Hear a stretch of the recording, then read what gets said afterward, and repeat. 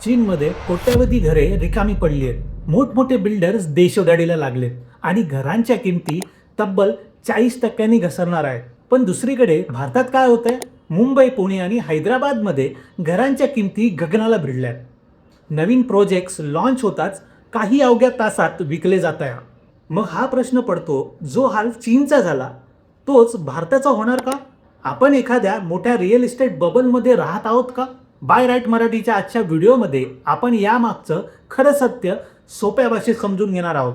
नमस्कार मित्रांनो, मी रोहित कापडी तुमचं स्वागत करतो आपल्या बाय राईट मराठी चॅनलवर. सध्या सोशल मीडियावरती एकच चर्चा सुरू आहे, रिअल इस्टेट मार्केट क्रॅश होणार. या चर्चेला हवा कुठून मिळाली? तर चीनमधून. 2026च्या लेटेस्ट रिपोर्टनुसार चीनमधलं प्रॉपर्टी मार्केट पूर्णपणे कोलमडलेलं आहे. तिथे काय चुकलं हे आधी समजून घेऊया.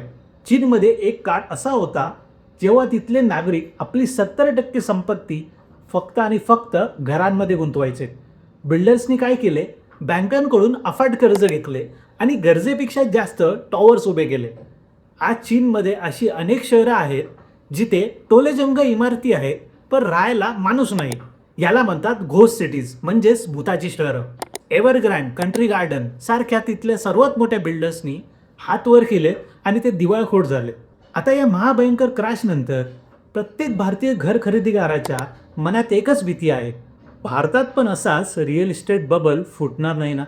याचं थेट उत्तर आहे नाही. भारत आणि चीनच्या मार्केटमध्ये जमीन आसमानचा फरक आहे आणि त्यात 3 मुख्य कारणे आहेत. पहिले कारण म्हणजे रिअल डिमांड. चीनमध्ये लोकांनी सट्टेबाजीसाठी म्हणजेच फक्त इन्व्हेस्टमेंट म्हणून एकापेक्षा जास्त घरं घेतली. पण भारतात परिस्थिती उलटी आहे. भारतात बहुतेक लोक एंड युजर आहे, म्हणजे स्वतः राहण्यासाठी घर खरेदी करत आहे. आपल्याकडे लग्न झालं, मुलं झाली की स्वतःचं घर घेण्याची एक सामाजिक गरज आहे. त्यामुळे भारतात घरांची मागणी खरीखुरी आहे, ती हवेत तयार झालेली नाहीत. दुसरं कारण म्हणजे अनसोल्ड इन्व्हेंटरी कमी असणे. चीनमध्ये घरांचं सप्लाय गरजेपेक्षा खूप जास्त आहे, पण भारतात सध्या सेलर मार्केट आहे, म्हणजे बाजारात विकायला जेवढी घरं आहेत त्यापेक्षा खरेदी करण्याची संख्या जरा जास्तच आहे. मुंबई, पुण्यासारख्या शहरात अनसोल्ड इन्व्हेंटरी गेल्या काही वर्षातील सर्वात कमी पातळीवरती आली आहे. आणि तिसरे मोठे कारण म्हणजे रेरा कायदा. चीनमध्ये बिल्डर्स ग्राहकांचे पैसे दुसऱ्या प्रोजेक्टमध्ये फिरवायचे. भारतात रेरा म्हणजेच रिअल इस्टेट रेग्युलेटरी ऑथॉरिटीमुळे बिल्डर्सला ग्राहकांचे पैसे त्याच प्रोजेक्टसाठी वापरावे लागतात. त्यामुळे चीनसारखे घोटाळे भारतात मोठ्या प्रमाणावर होणे कठीण आहे. त्यातच RBIच्या पॉलिसीनंतर सध्या होम लोनचे रेट्स जवळपास 60%च्या आसपास म्हणजेच स्थिर आहेत. पण याचा अर्थ भारतात सगळं काही आलबेल आहे असं आहे का? तर नाही. इथेच तुम्हाला सावध राहायचं आहे. भारतात संपूर्ण देशाचा एक बबल नसला तरी काही मायक्रो बबल्स नक्कीच तयार होत आहेत. पहिली चिंतेची गोष्ट म्हणजे अफोर्डेबल हाऊसिंग संपत चालत आहे. सिमेंट आणि स्टीलचे भाव वाढल्यामुळे बिल्डर्स आता 50 लाखांच्या आतील घरे बांधणे बंद करत आहेत. सगळेजण फक्त लक्झरी आणि प्रीमियम घरं बनवत आहेत. दुसरी गोष्ट, दिल्ली NCR किंवा हैदराबादच्या काही भागात किमती प्रमाणाबाहेर फुगल्या आहेत. अशा ठराविक भागांमध्ये येत्या काळात प्राईस करेक्शन म्हणजेच किमती कमी होऊ शकतात.